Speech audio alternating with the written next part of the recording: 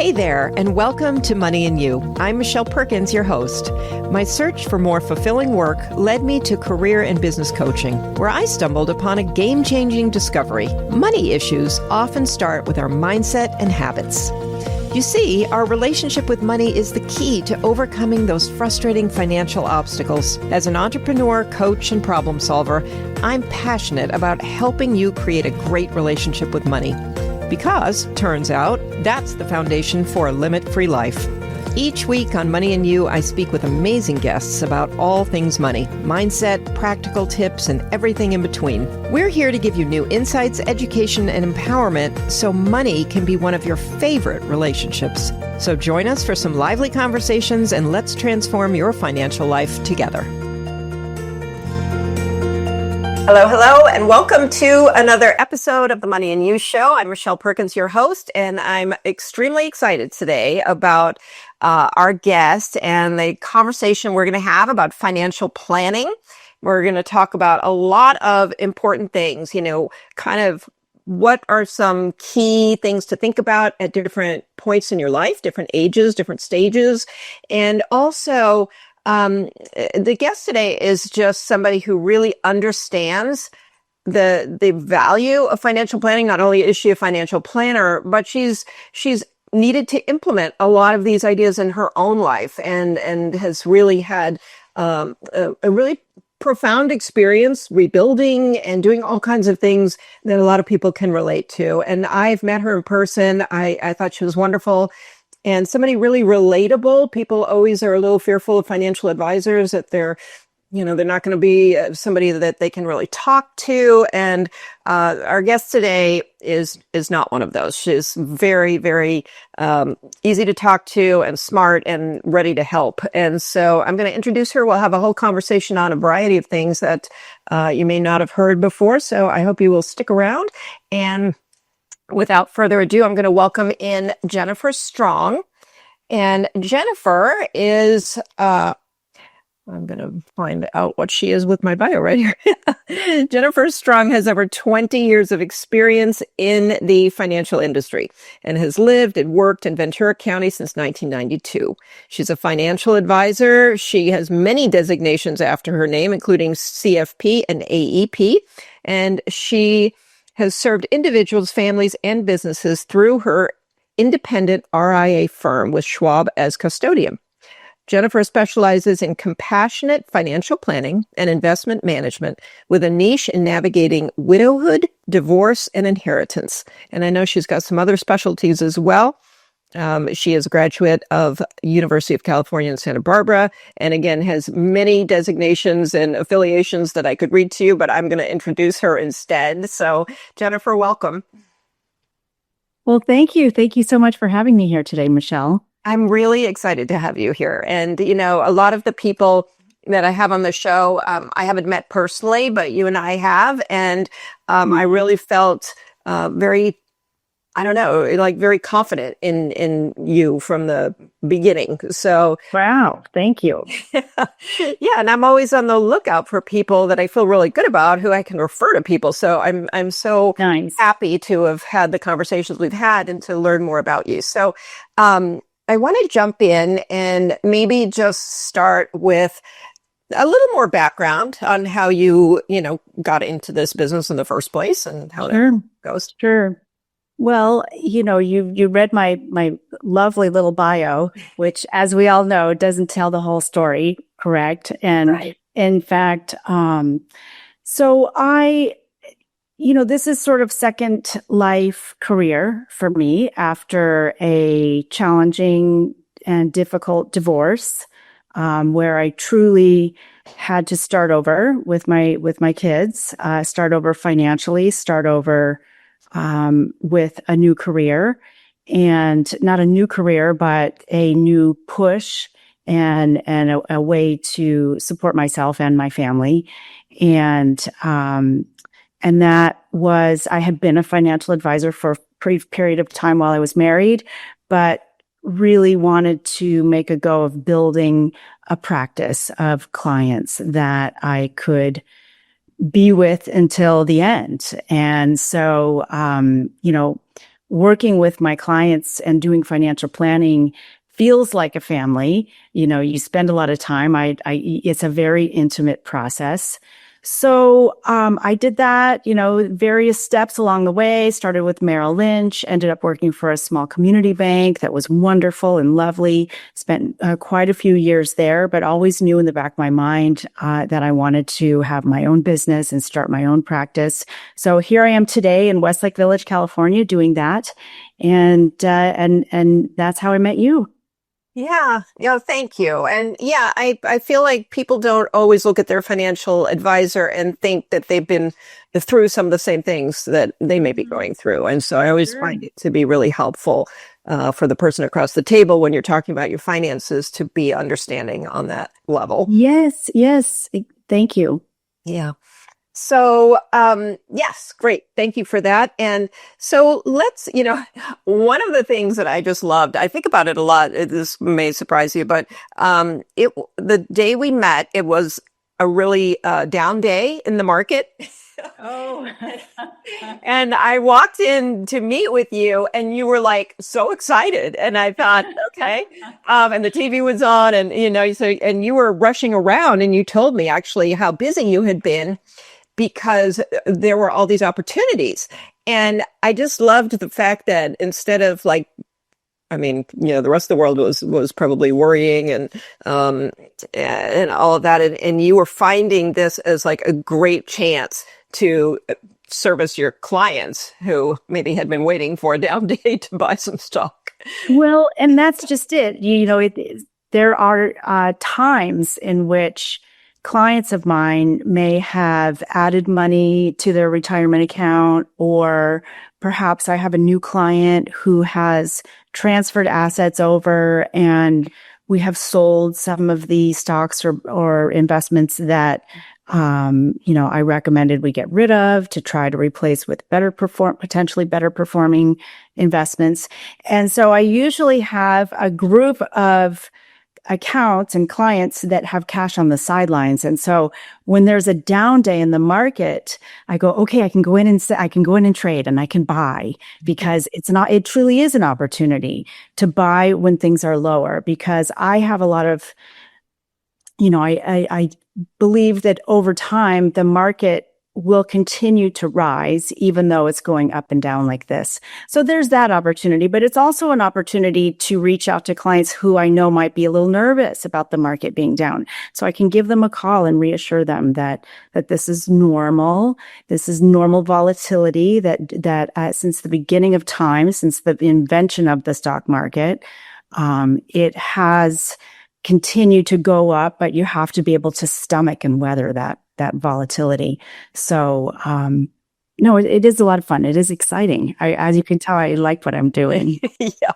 Yeah, I think that's great. And we did talk a little about, just the various things that happen through life and financial planning for those. And sure. I always love this because I do remember sitting down with the first financial planner, the first time I ever sat down with one. And it felt very much like, here's what you do and here's what happens.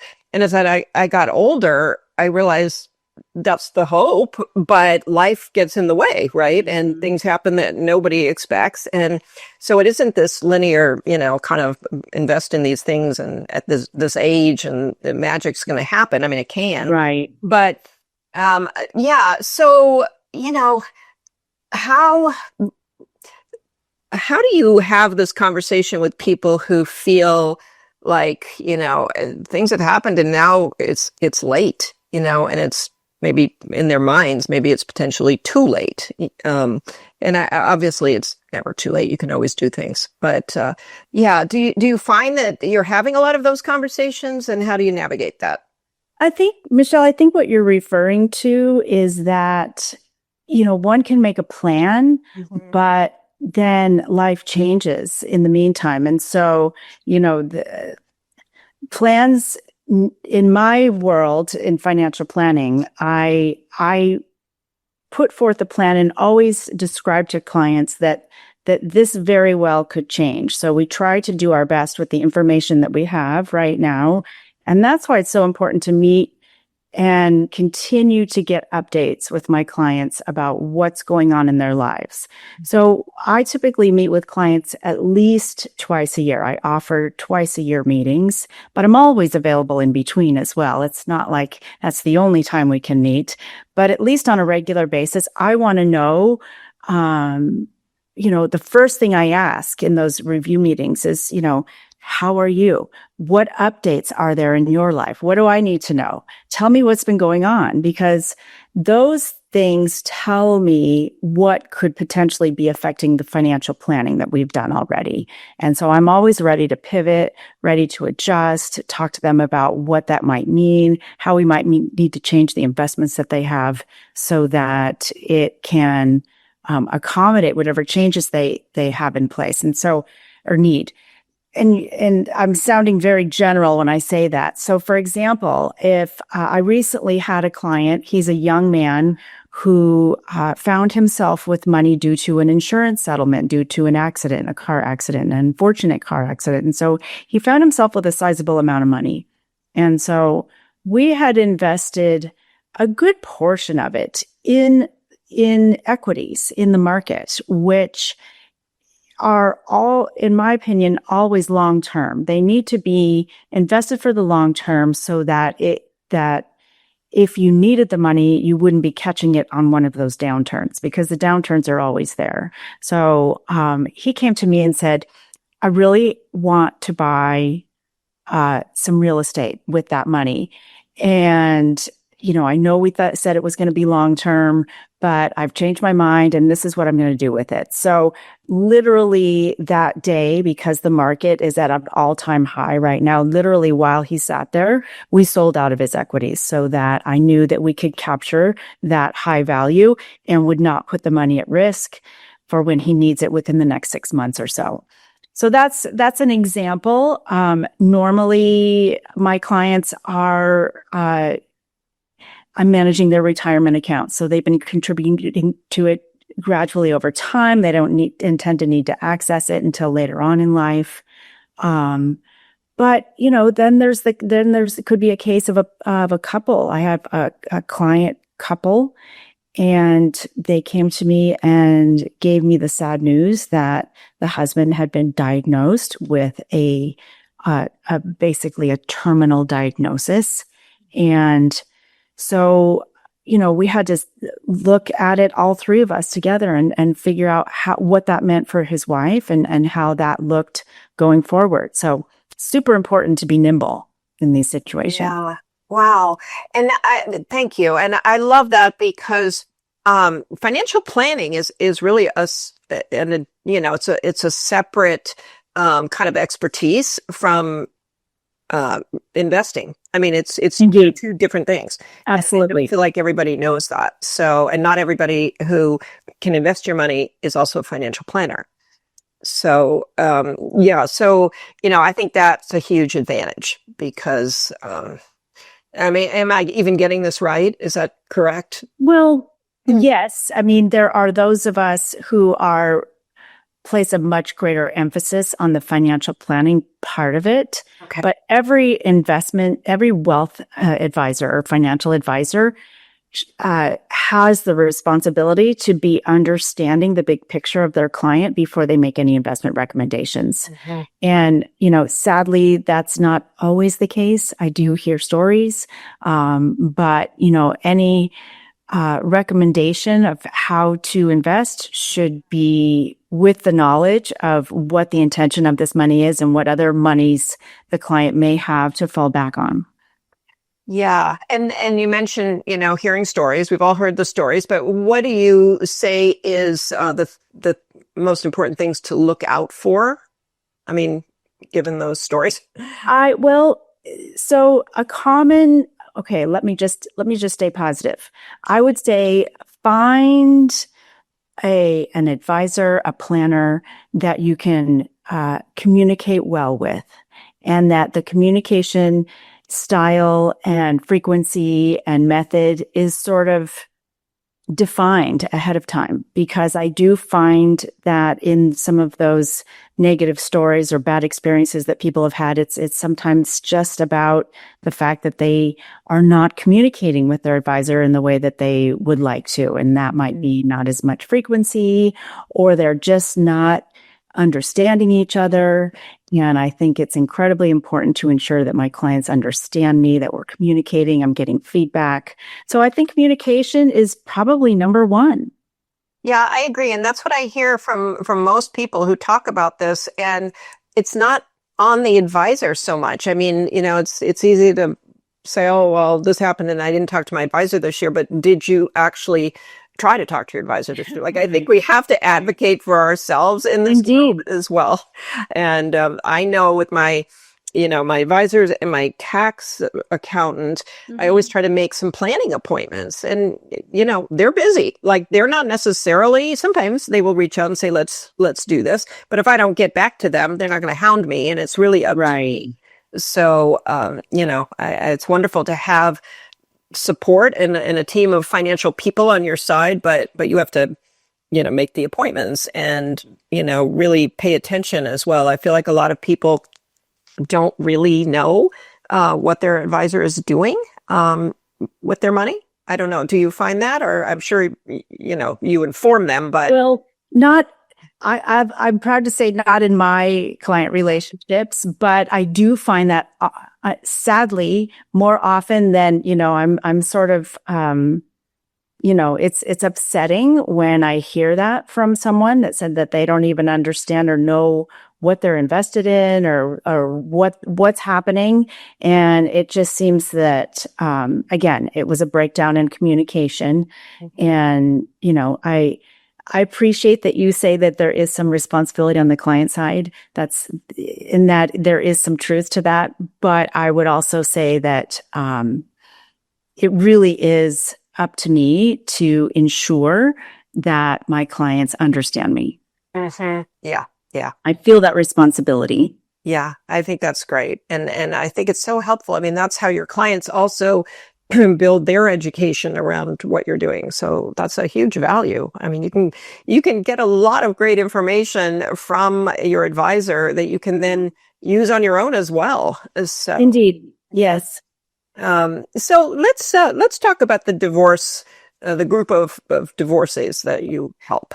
Okay. What do you kind of find that, there's a million situations, but can you give us a couple of stories or case studies? Sure. Well, I can tell you there's a theme. Okay. So there's a theme that I've discovered, and I have, a subgroup of clients who usually it's the woman, and who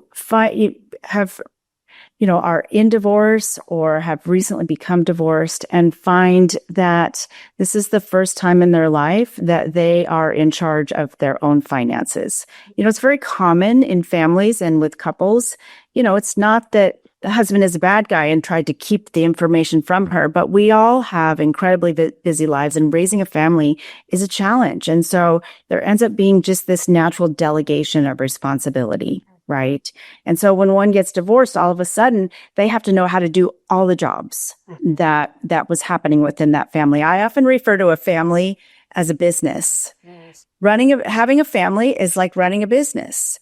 And so I have found a lot of personal satisfaction in helping these clients who come to me, and maybe they have investment accounts or half of the investment accounts after the assets have been divided, and don't know what they have no idea what to do with it. Yeah. And frankly, might not even understand how to do basic budgeting and bill paying and understand their cash flow. And so I really like to help them and start from the beginning. And I feel like I have some patience and try to make them feel understood, and that it's okay. It wasn't their fault that they find themselves. Sometimes they're feeling shameful, that they, are embarrassed that they don't know these things. And I say, well, it's, you haven't been doing it for 20 years. Somebody else was taking care of this in your family. So I enjoy helping them get up to speed. Sometimes it comes down to starting with, what are you paying monthly just for your basic bills? And a lot of times they don't know. So we work through that. We use a worksheet. We get to get through that process.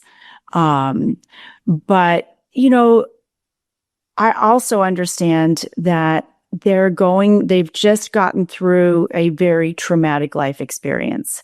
Maybe not traumatic, not all divorces are traumatic, but regardless, it's still a big change of life. It's a big change in the way that they're conducting themselves. And so, I like to help them through it. Yeah, that's great. I love that. And I do think people, they need somebody to help them build their confidence and to understand these basic things. And, I say basic, but I'm not dismissing them as easy. I mean, it's often hard for all of us to actually budget and spend the time on that. And so, it's not a silly thing. A lot of it is the time that's involved. And you're right. People have been raising families and doing all kinds of things. And so it's not that they're not interested. It's not that they're not smart enough. It's just that they haven't put the hours in. Like they just don't have the experience. Right. Right. I had a very interesting situation come up recently. I have a new client, and she's in this position. She's recently divorced, received half of her husband's trading account, his fun account, his account that he had where he would dabble in buying stocks, and I enjoyed watching them grow and tried to pick stocks that he thought would go up in value. And so she found herself with half of that account, and that account held a stock that went up 1,000%. Oh, that's great. And so, if you know about, and it was not in a retirement account, it's in a regular account. So if she were to sell some of that, there would be a lot of tax to be paid because her gain was based on what he purchased it for way back when. I mean, it wasn't even that long ago. It was. Right. So there was a little bit of urgency there because this particular company in stock, in my opinion, is volatile. It was at a very nice high value at the time that she came to me, but I needed to very quickly explain to her how that worked, why it was important to potentially sell a portion of it now, but I had to quickly get her up to speed, which was not the pace I enjoy. I would prefer to take time and let's start with budgeting first. And then we'll talk about the concept of investing and then get there. But I felt that we needed to do that right away. And so, we accomplished it, but it was, she had a lot of faith and trust in me and took my advice, even though I know that, she may not fully, have all the bits of detail that I would like her to have to get to that point of understanding. Yeah. I love that because, she could have easily missed that opportunity. Mm-hmm. So just having somebody else looking or knows what they're doing, looking at the situation and deciding what the priorities were and where to take action and what to wait on. Super important. I don't think, we should do these things alone. I think it's really important to have somebody else helping. Well, I'm only an expert in what I do. I'm certainly not an expert in all these other things in life. Yeah. Well, but it means you have to find somebody you trust, and that's not easy. Trust is earned, with time and experience with a person. So that's the challenge. Mm-hmm. Yeah, I'm kind of curious myself because I'm a little older and I have older friends who are, maybe they're getting divorced at a later age. Mm-hmm. And, this idea of do I try to build my retirement account or do I just build an investment account? I mean, the retirement account is so important, but if you're late in the game and you're going to have to start pulling from it at a point, not too far away. I don't know. I was just, for some reason, this has been one of those things that I've been thinking about. Well, the key difference between a retirement account and, a regular account or what I call a taxable account, it just are the tax, there are different tax consequences Right. and advantages to the different types of accounts. So, also, if one wanted to contribute to an IRA or wanted to contribute more, say they're working and they want to contribute more to their 401k or their employer sponsored plan, there are limits to that. And so that's all part of the discussion, right? And whether or not if you have more money to save than what you can put into a retirement account, then you look at, typically I say, well, let's put it in your retirement account first because there are advantages to that. And then, but there's only so much you can put in each year. Then we'll look at saving more in a taxable account and what that looks like. And of course, again, going back, it all depends. It depends on the financial situation of the person I'm talking to. So if that person is trying to rebuild or they want to save for a home, then the money that we're investing on the side, perhaps in a taxable account, will be much more conservative. Maybe not a huge rate of return, but that the principal is going to be there in the moment that you need it. Yeah. So again, never simple answers to these questions, but sitting down and talking about it and understanding all the moving parts can really help a person have an idea of what they should be doing going forward. Yeah, that's a brilliant point because it really isn't simple. I think we beat ourselves up thinking I should make better decisions, but these are complicated decisions to make. So, they are. It takes a little time, and it's nice to have somebody that can kind of give you some guidance and make a somewhat challenging or maybe muddy in your mind. You're not quite sure where things should go, and it help you to find some clarity. Yeah. And we're getting to the end of the year. So it's kind of a prime time to be having this conversation because, the end of the year is going to close out some options for you, but there are things you can do before the end of the year. And then the beginning of the year is such a great time to sort of really embark on this whole journey if you haven't done it, or even if you have done it, to, relook at everything. It's always great to relook. I can't tell you how many times I've talked to a person about, and a lot of times I will talk to clients about estate planning as well.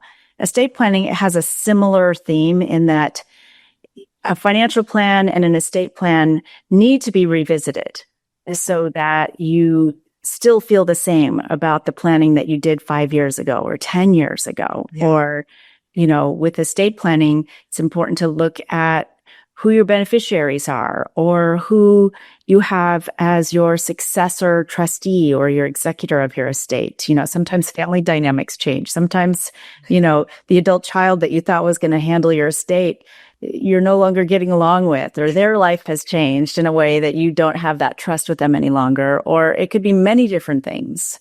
Or on a more positive note, you decide you want to do some giving in a way that you didn't already delineate in your estate planning documents. And that goes hand in hand with the financial planning part of it. If you want to fund all of these types of things, then you've got to really look at where the funding will come from, what types of accounts you have in place, all of that. Yeah, thank you. That's so important for people. I do think that's like the piece that kind of gets left behind, and all of a sudden we own assets that aren't in our trust, and things happen. Yeah, that's great. And then also, you deal somewhat on the insurance side as well, correct? Yes, I do. I always discuss insurance with clients. It's part of, being a certified financial planner means that I've had training in insurance, estate planning, education saving, investments, of course, financial planning. All of those aspects of what I do are part of the financial planning process. So, I do have the opportunity to help clients obtain life insurance, which includes long-term care insurance. And so that, whether or not I was insurance licensed and could help clients obtain those products still wouldn't matter. I would still be having that discussion with clients because it's important to, when younger people have a family and they might have a substantial mortgage, life insurance is a really key piece to provide protection to the other spouse in the event that something were to happen to one. Long-term care is becoming more and more of a subject that people want to know about. It's, I call it a portfolio protector, an investment portfolio protector, because if someone were to need, very costly care for a number of years, it could really make an impact on that retirement savings that they have. So it's not fun to talk about insurance. And sometimes I make jokes that everything I do is about planning for when you die, which is not a fun conversation to have. But it sure does allow for some living, in the sense that if you have things in place and planned, then your brain space is not taken up with concern or worry, or, it sort of like makes room for the great things in life. Absolutely. And I actually do see this as more of a planning for living. I mean, dying's going to come and it'd be nice to die with things organized and accumulated and all of that. But the reality is this is about living in your later years, Yes.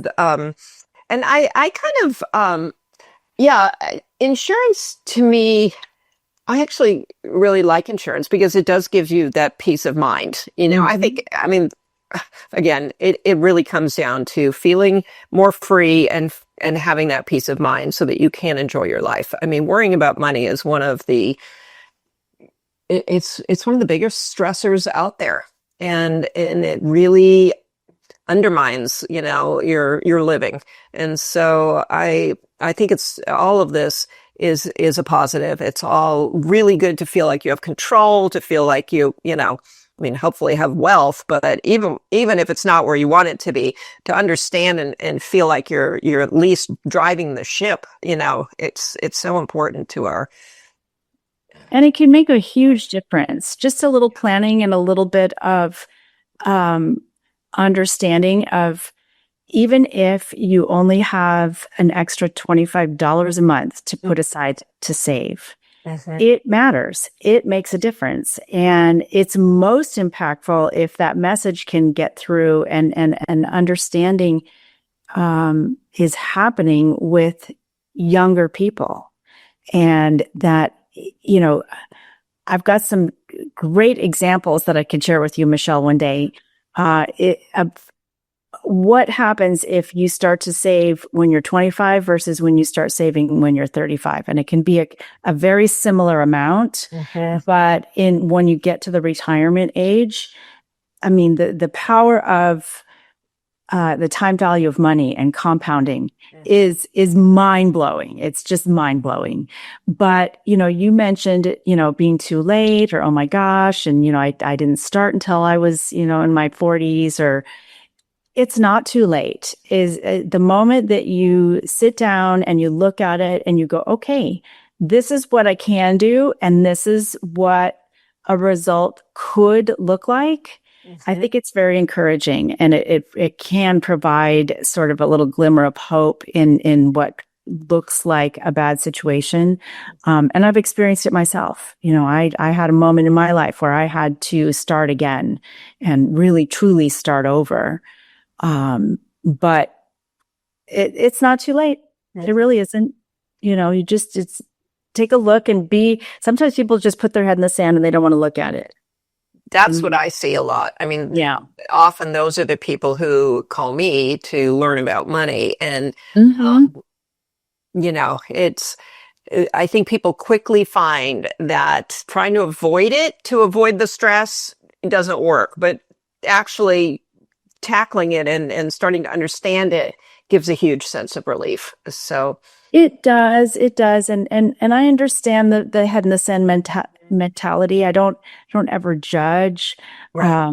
I know that you provide a lot of education and help and relief to your clients in that regard. And again, I think that sometimes people just feel embarrassed, or they don't want to talk to a professional because they feel like they're going to feel stupid, or they're just, but we're all humans here, and things happen in life. And if you can help them, Michelle, or I can provide them a little bit of relief, to me, that's what makes my job satisfying.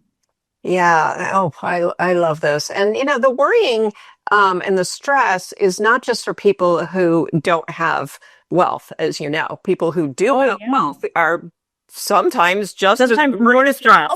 Right. Right. Can you give us an example of that where you've actually had to tell somebody you don't have to worry, like you're fine? You can spend some money? Yes, I have more clients than you'd know.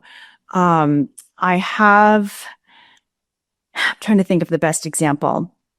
So I have clients, they're a couple, and they are sort of old school savers, and they've amassed a really lovely retirement savings for themselves, and they live very frugally. They live way under their means. And about once every couple of years, the wife will call me and say that she's just worried that they're going to run out of money. And I try to listen carefully, and then I describe to her, based on your current lifestyle, you will never run out of money. In fact, your retirement savings is going to continue to grow well past you and your husband's lifetime. Mm-hmm. So is there anything that you want to do that you've been, and I'll say you've been working, what did you work so hard for your whole life? But what makes a person happy and comfortable is different for maybe what you would do, Michelle, or what I would do. And sometimes for a person like that, what makes her comfortable is knowing that there is all this money up there, and that they're safe, and that they're not going to run out of money. She needs to hear that they're not going to run out of money, and that's what makes her happy. And going on vacation makes her nervous. Mm-hmm. And even as much as I try to encourage her to do the things that they would like to do, that's more uncomfortable for them than just knowing that they have this security in this nest egg that they've built. So it's very interesting. But I have plenty of clients that I say, look, you've got, you're in your early 70s, go travel, go do the things you want to do while you're still energetic and you want to, and you've got all these ideas. This is what you worked for. Jennifer, you just taught me something really interesting, and I love this as a wrap up for the show because I always want to bring up people's relationship with money. And I'm always thinking in terms of people who really need to or want to change their relationship with money because it's holding them back. But you brought up something really beautiful, which is some people have a relationship with money that they're comfortable with. They like, it's not creating trouble for them. And so to just allow them to have their relationship and accept that, maybe is in my relationship, but yours is working for you, and great. I really love that, because if she is more comfortable in that example with having this money and not really spending it on the things that you or I might spend it on, that should be okay. Like, that's great, actually. That is a good relationship. It's her special relationship. Well, it's okay because I don't see any dire risk to that. Right. Now, a person who's spending too much and it is clear that they're going to be overspending and putting themselves in a bad position, I will be a little bit more proactive, obviously. Yeah. And you could hear a lot of people saying, oh my gosh, you're not living your life. You're going to have regret or whatever, but that's just a different mindset. That's a judgment. It's a judgment, and it's their relationship with money and their mindset around it, and really shouldn't be imposed on anyone. So I found that really interesting. Thank you. Well, yeah, I think we often place the template of the way we think and the way our mind works over others, and it doesn't work. The template doesn't fit. It's not the same. Yeah. And that's okay. Right, right. That's the whole idea. I mean, you should have a limit-free life and you should live it the way Yes. there are terms. And if those are your terms, then cool. Yeah, I love that. I think it's really important for people to feel free to do money in a way that satisfies them. And so and I love that you take that into consideration with your clients. So, well, I'm afraid we're pretty out of time here. So I really appreciate your insights. And I think it's so interesting to hear the stories that financial planners hear. And those examples are I think they're so valuable for people, especially people who think everybody else is doing it right and everybody else knows what they're doing. And so it's always good to hear. There's so many, different examples of things going on in people's financial lives. So it's interesting to hear them. There's no one way. No. And I can see where that would keep your job really super interesting. It is. I love it. It's fascinating. So can you tell people how to get a hold of you? And do you work with people virtually as well? Absolutely. Yes. I have numerous clients that are out of state. I even have a client who lives in Europe now. But my website is there on the screen. And if you go to my website, you can certainly see I've got my office phone there and my email address. I won't bore you by I'll put it out here on the screen. It's Kate Capital. Kate Capital Group is the name of my firm. And I'm in Westlake Village, California. But again, geography is not an obstacle. So yes, just take your call. Well, thank you so much. And thank you, listeners. We love having you listen to the Money and You show. If you liked the show or if you think of somebody who could use this information, please share it. And we would love it if you would subscribe either in the podcast platforms or on the Limit Free Life YouTube channel. And if you'll have Jennifer's information, and I'm assuming people can just call and have a chat of some kind with you. Of course. Okay. Any way you'd like to communicate is fine with me. Okay. Thank you so much. And thank you for sharing your expertise with us today. And listeners, thank you for listening, and we will see you next week.